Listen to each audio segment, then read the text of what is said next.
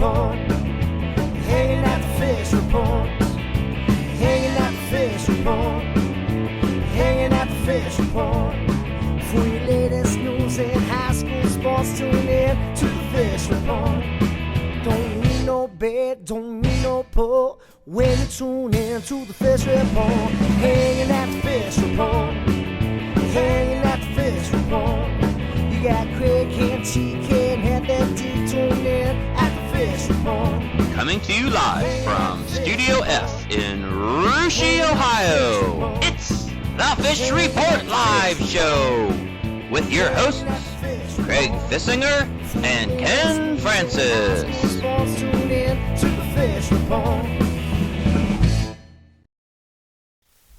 Welcome, everyone, to the big show. I'm Craig. That's Ken. We're your hosts tonight.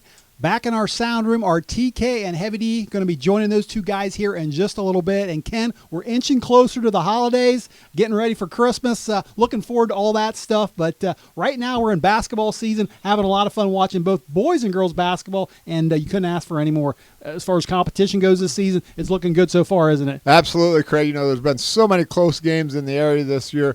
Just a lot of teams with equal talent. The Shelby County League's just been fantastic on the boys' side. The girls' side, you know, we've seen a big surprise, I feel, last week with the Anna Rockets knocking off the Fort Laramie Redskins. You know, that's going to make the Shelby County League very interesting this year. You got the Jackson Center Lady Tigers coming off of a state championship in volleyball. You know they're loaded with athletes. They're going to be a very good girls team this year. And, of course, the MAC, Craig, like always, boys, girls, flip a few coins, see who's going to come out on top there. So, been an exciting start to the high school basketball season. Yeah, we haven't done a whole lot of MAC talk yet. A little bit on the girls' side. The boys got a little bit of a slow start because of that success in football. We're going to be talking MAC basketball here in the coming weeks. Also probably going to talk a little CCC, maybe NWCC. As the season goes on, we'll try to hit a little bit of everything. But, Ken, tonight we're going to focus on the SCAL. And before we get to that, though, we have tonight's poll question, and it has to do with our Five for Fighting segment coming up a little bit later. Absolutely, Craig. And we're going to actually be talking to Fairlawn star Nathan Lessing on our show here in a little while after our Five for Fighting. But tonight's poll question, Craig, one of the big hot topics now, not only in this area but throughout the whole state of Ohio, is the pay-to-play or the pay-to-participate fee that these high school players, student-athletes have to come by. What do you feel is a reasonable fee for pay-to-play for a high school athlete? Is it $0, $20, $75, or $150? Send your answers out on the Fish Report answer to the question there, and we'll see what our listeners are thinking. Yeah, if you're watching us on the live page, you can scroll down, answer that trivia question, and check the results. And, of course, if you're watching us on NK Telco or Game Face Ohio, we're going to have those results for you at the end of the show. All right, Ken, like I said, we started a segment here a couple weeks ago called Five for Fighting. It's went over very well. I pick 5 subjects. Between the 4 of us, we fight for our opinions on those subjects. I know all 4 of us were actually at the basketball game last Friday, the Russia-Fort Laramie game. Got a couple nice comments, including one of our big listeners or watchers. He had a lot to say about that. He enjoys the Five for Fighting segment. Absolutely, Craig. Big fan of Bill Eilerman out there. Bill, you're watching our show tonight. Thanks a bunch. We appreciate your support. We always appreciate you coming up to us at these basketball games. The only thing we got to ask, Bill, give us some support. How about a Fish Report T-shirt? Come on, man. We've given you plenty of shirts. Wear them sometime. I want to see you in a Fish Report shirt. Come on, Bill. Hey, anyways, Bill, you're a good guy out there, and thanks for the support. He's always got that Laramie gear on. Absolutely. Number 1 Laramie gear. All right, well, listen, let's get to our Five for Fighting segment. And, guys, let's check out tonight's topics in the Five for Fighting. And I think we've got, there they are, pay to play, check please, SCAL scoring, no whistle, and POTW, which if you don't know what that stands for, it's Player of the Week. We're all going to pick our Players of the Week. But we're going to get things started with pay to play. And, the Dayton Daily News ran an in-depth story on pay to play a couple weeks ago and about athletes being required to pay to play athletics. And, at schools, like they use example Wayne, I think a 2-sport athlete over there can pay up to $700 to play 2 sports at Wayne. And by comparison, if you go to like Dayton Public or Oakwood or Troy or somewhere like that, you wouldn't have to pay anything there. Here locally at Russia, Our athletes, I think, pay maybe up to $20 per sport, and that was started several years ago. I don't hear a whole lot of complaining about that, but I want your opinion on that, guys. What's your thoughts on pay to play? Should an athlete pay anything? Should they pay $20? Should it be more? What do you think? Craig, I don't think they should have to pay anything. I think the $20 on Rushi is reasonable. I'm not complaining about it, but I don't think they should have to pay anything. The taxpayers support the school system. These student athletes, they shouldn't have to pay a dime. They want to go out there and do these extracurriculars. The kids in the band, they don't have to pay anything, I don't think. So, why should the basketball player have to pay? Well, there's a couple officials, elected officials over in Columbus saying exactly that, Ken, that they don't think athletes should have to pay anything, and that's discouraging kids from playing. I want to go to the sound room, guys. Guys, what do you think? Yeah, you know what? These kids are providing the entertainment. Don't charge them for it. I think charge everybody else 50 cents extra a game, and you cover it easily. I don't know. You're supposed to work off your budget. If a school can't figure out how to work off the budget and cover everything, it's extracurricular. So I can't say that either. But anyways, it's extra. Why should we be paying for something that's extra? If the school can't handle it, then make the kids pay. And the government giving in and saying you can't make them pay, well, you're the ones that are making us pay in the first place because you're not giving schools enough money or you're not helping schools budget it fairly to make sure they can pay. I think it has something to do with Common Core. Could be. I disagree with all you guys. I think they should be required to pay to play, and I think there's constantly problems with school budgets, like you said, and with athletic budgets. And $20, yeah, that's not a big deal. Hey, $700, that sounds a little steep. Hey, it's working for Wayne, and they've got a lot of great athletes over there. They're figuring it out. They're getting it done, and they're sending kids off to Ohio State and big colleges like that.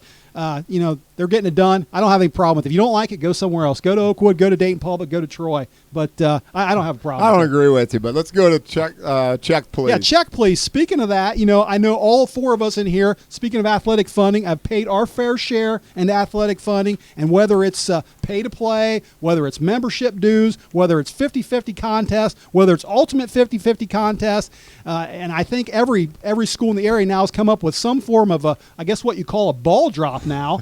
But where does it end, guys? I mean, would you rather just write out one big check at the beginning of the season and say, here, guys, here's everything you need or everything you want, or would you rather be constantly bothered to contribute to some type of fundraising activity? I'd rather write out one check. I mean, my kid brings home some tickets, says, here, Dad, you got to buy, I got to sell these tickets for the ball drop. I got to sell these tickets for the uniform raffle. Buy 50-50 tickets when you come in the door. I don't have a problem supporting the athletic boosters. I don't have a problem going to these other schools and supporting their athletic staff with buying 50-50 tickets. But, after a while, it gets a little annoying. You got any opinion on that, guys? I'm good with participating in the activity, whether it be Boy Scout popcorn or Girl Scout cookies. Lord knows I've had my share of those. So, I'm good with it. We want our athletes to look good, have good facilities, and it comes at a price. I'd rather just be nickel and dime all year because then you don't know how much you're giving, and in the end it doesn't really matter. You're helping them out, so I'm okay with a little bit all the time. Now, I'm going to agree with my co-host over here and disagree with you guys back there. I think you're crazy, and I'm tired of being bothered by all these. Yeah, tell me what I owe. What's it going to cost for my kid to play? Factor it all in there. What's my membership dues? What's my this, that? Just tell me what the goal is, and if I don't like it, I guess I'll send them somewhere else. But that reminds me, my daughter's going to be coming around selling pies for 4-H. There we go again. Keep an eye 4-H pies. All right. SCAL scoring. All right, SCAL scoring, guys. We had I saw an interesting tweet last weekend after the SCAL games on Friday nights from sports writer Jim Naveau from the Lima News. Good friend of ours, had him on here on the show last year. But he pointed out an interesting fact of the 6 SCAL teams that played, of the 3 games, I guess, they played each other last Friday night. It says there, no Shelby County League boys basketball team scored more than 47 points on Friday night. And I know it's early in the season, guys, but does that speak something about the level of play this year? Craig, I think that speaks about the level of play and how balanced it is. I think everybody's defensive oriented. I think the high-scoring guys have moved on or graduated, and I think the kids that are very high scoring, I think the other teams got junk defenses. They've got good, hard defenses. The kids play hard. I think it's just a matter of good, hard-nosed defense.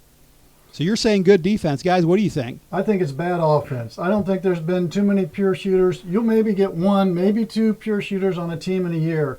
Nothing like you used to have, and I'm blaming it on AAU basketball. I talked about this before Kobe Bryant did last year. AAU is ruining basketball. No fundamentals, no pure shooters. Yeah, you can say it's good defense, and maybe it is, but I don't see the pure shooters anymore. The guys that go out there and make the 15-footers, the 10-footers, it's either junking it from beyond the arc or try and weave and dive and throw it in underneath. I don't see any good basketball anymore on the offensive end. Yeah, that's all in well and good. I think, personally, I think they're overinflating the balls, and that's causing it. You're losing the shooters with the soft touch aren't getting the roll. That's possible.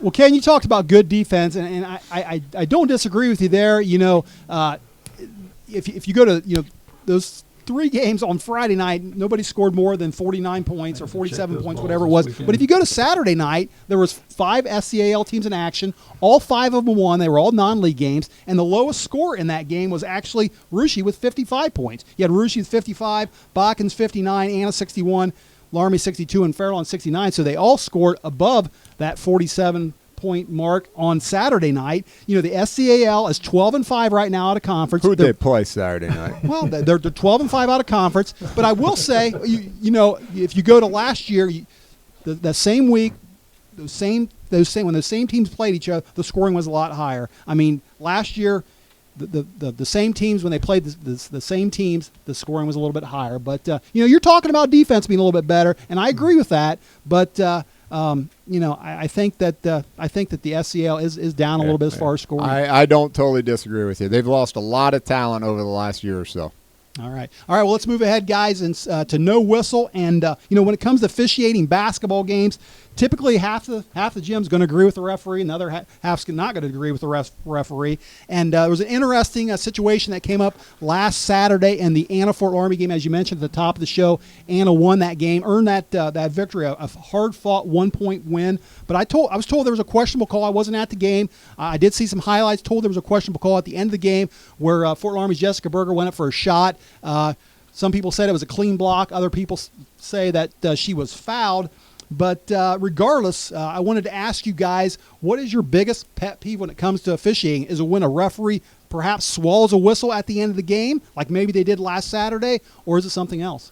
You know, Craig, my biggest pet peeve is when the referee themselves try to steal the show from the kids. You know, the game is about the kids. It's about the student athletes on the floor. I don't like seeing the referees running down the floor with their fingers up in the air and kind of doing the fancy things and trying to make the show all about them. Let the kids have the pleasure of respecting the fans and what they've got. You know, you just worry about calling the game, making the right calls, do the best you can do. I know you're going to make bad calls out there occasionally, but don't try to steal the show from the kids. Yeah, those are good points, Ken. And one of my biggest pet peeves is when they've got their pants hiked up too high. It just looks uncomfortable. You got a good TK, point I know you're critical of all officials, so let's hear. What do you got? Only the show-offs that have their pants hiked up too high. Yeah. The thing I don't like the most is not within a game, but within the season. They come into every season with a new idea about how they're going to clean things up, and by the time you get to tournament, it's another football game, and a lot of kids don't know how to play in that scenario. I saw it many times. A team comes in, not used to playing physical, gets into a bigger team, and the refs let it go by the end of the season. There's no consistency from beginning to end of the season, and that's unfortunate for a lot of teams that don't play physical basketball. All right, and I guess my biggest pet peeve with officiating is probably all the officiating that gets done in the stands, and a lot of fans up there, of course, know more than the officials. And we had our buddy Terrell Collier on this show back in season 2, very good official from Troy, and I think he mentioned one big misconception or whatever you hear a lot in the stands is fans that yell over the back. And, you know, you got a 6'7" kid that reaches over a 5'7" kid and gets a rebound. And a lot of fans assume, well, if he pulled that rebound from over the top of this kid's head, it's a foul. And as Terrell explained, if he makes contact with him and pushes him, it's a foul. But if he simply reaches over his head and gets the rebound, it's not a foul. Yet you'll hear so many fans that yell over the back. And Terrell says that nowhere in the book does it say over the back is a foul. But I hear that a lot. And again, I guess my biggest pet peeve is all the officials in the stands. Good point. All right, guys, one more to get to, and that is our POTW Player of the Week. And Ken, I'll let you lead off. Who's your Player of the Week? Well, I've been on defensive kick all night, Craig, so I'm going to stay with defense, and I'm going to go with the guy that's anchoring the Russia Raiders defense this year. He's got them off to a great start this year. He's senior guard, ultra quick Trevor Monin. He's my Player of the Week. He's anchoring the defense. He doesn't score a whole lot, but it's not all about scoring. POTW, Trevor Monin, Russia. All right, guys, what do you got? I've got, I'm going to go off the court to the sixth man, and I'm going to go back to Laramie to Bill Eilerman. Number one in your hearts, number one in the charts. Fan of the week, Bill Eilerman. TK, you got something better than Bill Eilerman? I'm not sure if it's better than Bill Eilerman, but Ken kind of stole my thunder. I was going to go with defense also this week because we always talk about offense. But I'm going to go with the defensive team. New Knoxville held Botkins to 3 points in one quarter, in the third quarter last night, and a victory that they won in an out-of-league game over Shelby County team, 51-44. So defense, New Knoxville as a team held them to 3 points. You're going with the whole team then as your Yep. Player of the Week, huh? All right, well, guys, remember last week I talked about a girl from New Bremen named Elise Clooney?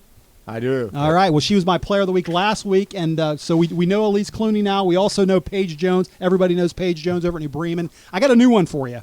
I got a girl over there by the name of Debbie Paul, and she's a senior. And if you don't know anything about her, last Thursday she led the Cardinals with 17 points and a win over Parkway. She was 7 for 7 for the line, had 11 rebounds, 8 steals. If that wasn't big enough, on Saturday she led the Cards to another win over Delphus Jefferson with 17 points again.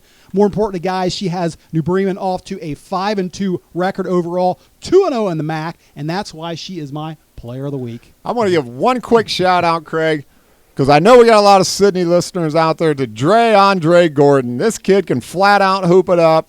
Just real quick, he's leading the Yellow Jackets off to a great start this year. He's got them at 6-1. He's a freshman. He's a flyer. He can play the game. Yeah, they had wins on Friday, Saturday, and Tuesday night. So 3 wins. That brings their record up to 6-1. And, yeah, he's a leader on that team, along with Lorenzo Taborn that's having a nice season as well. There'll be someone we'll have to talk to a little. We'll be talking to him. Yeah, that's for sure. All right, well, listen, that's going to do it for the first half of the show. That is our Fight for Fighting. If you do want to comment on what we had to say, whether it's good or bad, you can always tweet us at our Twitter handle, which is @fish_report. We'd love to hear about what you think about our Fight for Fighting. But like I said, that's going to wrap it up for the first half of the show. We're going to take a quick break, but stay right there because when we come back, we're going to talk some more hoops, including that interview with Fairlawn star Nathan Lessing.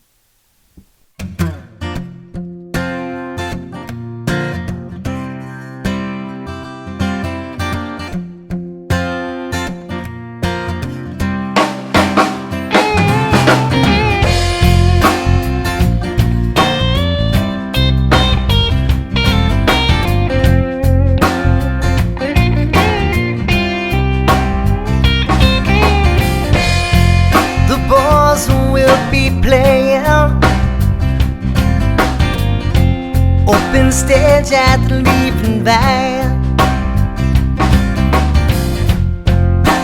Music starts at 8 o'clock. You can find us here every Wednesday night. It's usually the same cats every week, but I can't tell you all their names. Teacher, cat, and a junkie, all waiting for time to play. Everybody here's got something that we're trying to leave behind. We're all a little broken, looking for a place to hide. Get no answers, don't ask any questions. We're all here just looking for a high. And we're all beautifully broken here tonight.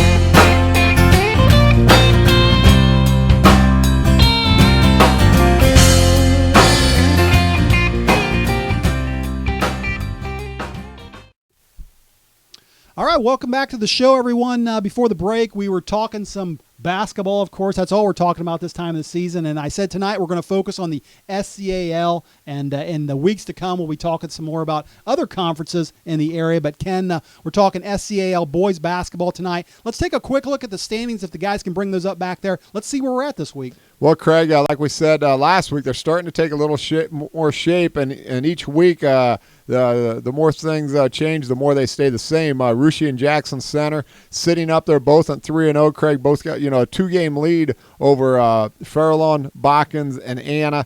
Already Fort Laramie at 3 games out, so it's going to be tough for the Redskins to rebound from 3-game deficit already this early in the season.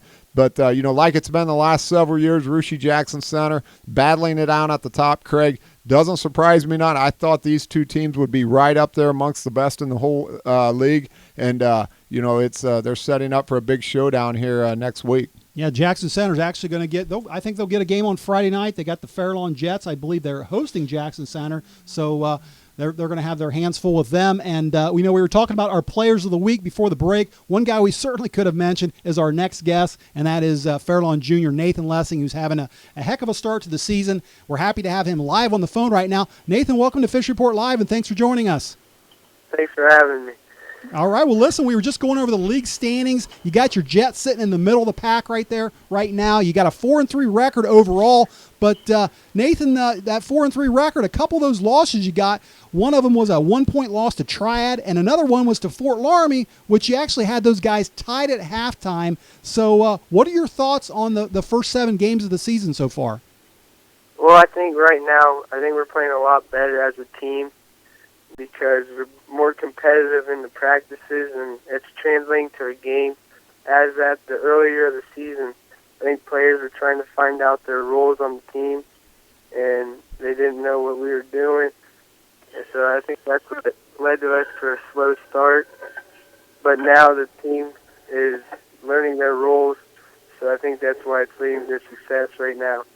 But the 3 games that we lost, we were leading at some point in the second half, and we couldn't finish the game out. But, the county is really close this year, so any team could win on any given night. So. All right, like I said, you're off to a heck of a start. You're averaging right at 25 points per game so far, so you've definitely been the Jets' leader on the floor. But give me a couple of your other teammates that are playing well for you right now. Well, I can't say enough about my team because it takes the whole team to be competitive and win. But at the beginning, like I said, we were trying to find our roles, and that's why we got a slow start. But right now, everyone has their role. We're playing really good as a team, and I think that's starting to show a little more on the court. Nathan, hi. Ken Francis. First of all, congratulations on getting your 1,000th point of your career last Friday night. Certainly was a milestone, something to be very proud of. Was there a big celebration in the locker room after the game with you and your team and family members? Well, thank you for that. And after the game on Friday night, I wasn't able to celebrate really because I had to take the ACT the next morning. But after the Saturday night game, all the teammates, we went out to eat, and we celebrated the successful weekend we had with the 2 wins. Well, Nathan, there's actually another talented junior over there at Fairlawn that just scored her 1,000 point. And, of course, that's your classmate, Audrey Francis. We had a similar situation here at Russia last year where we had a boy and girl 1,000-point scorer with Nolan Francis and Kylie Wilson. I know it was pretty cool for our school. It had to be pretty cool for Fairlawn over there. Tell me, did you or Audrey get a chance to watch each other score their 1,000 point?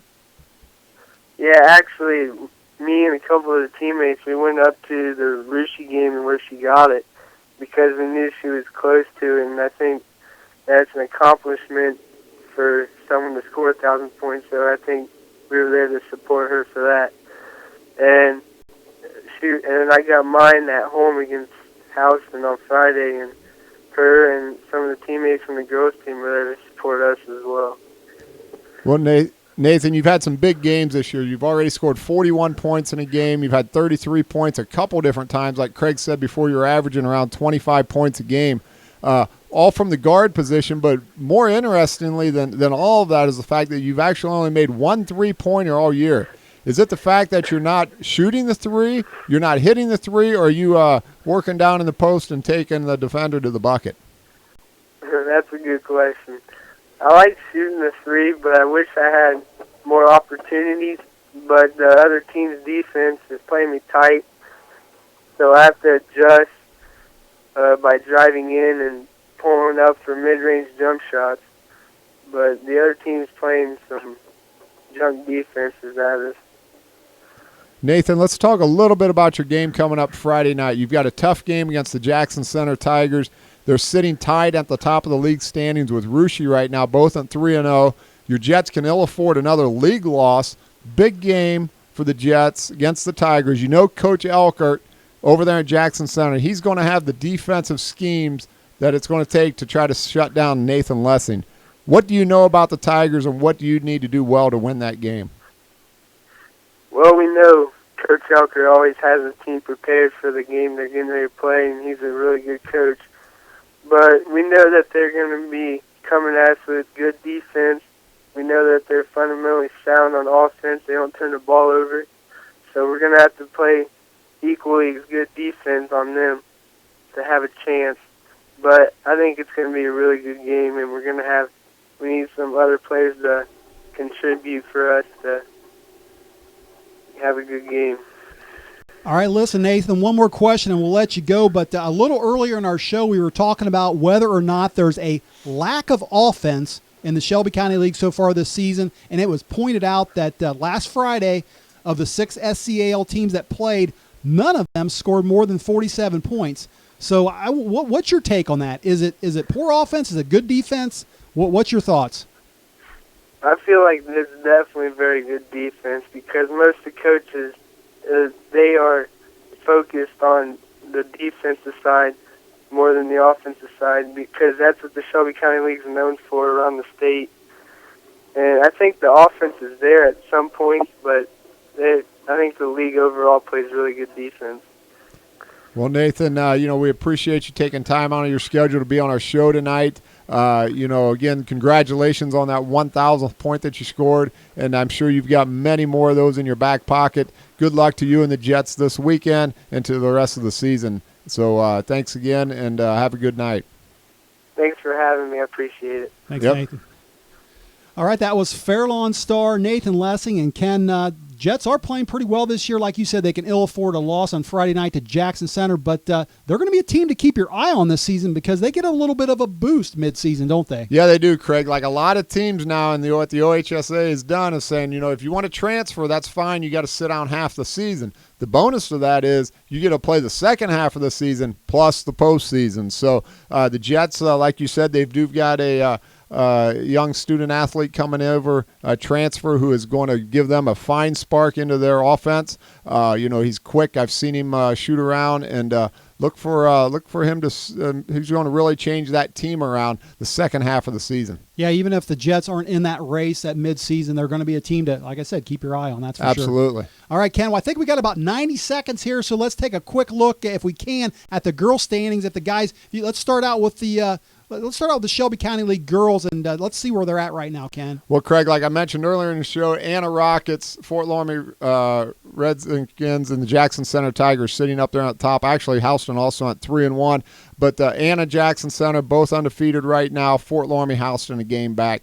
Craig, I think it's going to be a 3-team race. All right, and let's take a quick look at the MAC girls and where are they at, Ken? MAC girls, Minster girls off to a great start, 4-0 overall, and 3-0 Fort Recovery, kind of a surprise there right now. And New Bremen also playing very well, both at 2-0. Yeah, you see Versailles down there at the bottom of the standings at 0-3, 6-4 overall. Would that be a team that you chalk up a win to if you had to play them on your schedule? Absolutely not. The Tigers are always going to be good, Craig, and they've played 10 games already. That's just amazing.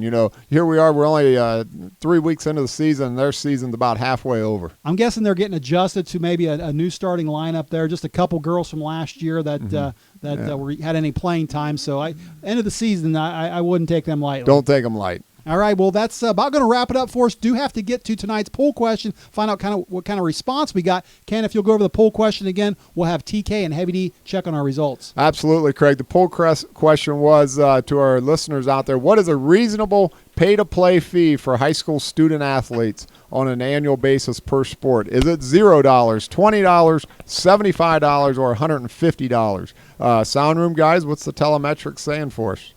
Telemetrics say 67% of the voters say $0.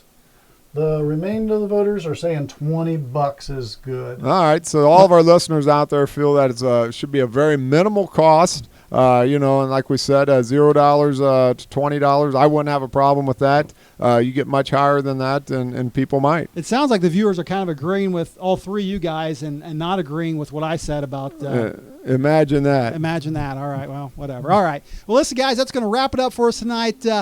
TK and Heavy D and Ken and myself, we're gonna try to tape a show next week. It's a week of Christmas. I can't think of anything better than sitting around roasting chestnuts, opening presents with family, and watching Fish Report Live on Christmas Eve. So if you're watching us on NK Telco, we're hoping to have a show or Game Face Ohio. We're hoping to have a show for you on Thursday night.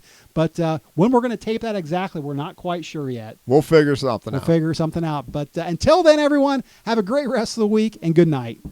Hanging at the fish report. Hanging at the fish report. Hanging at the fish report. Hanging at the fish report.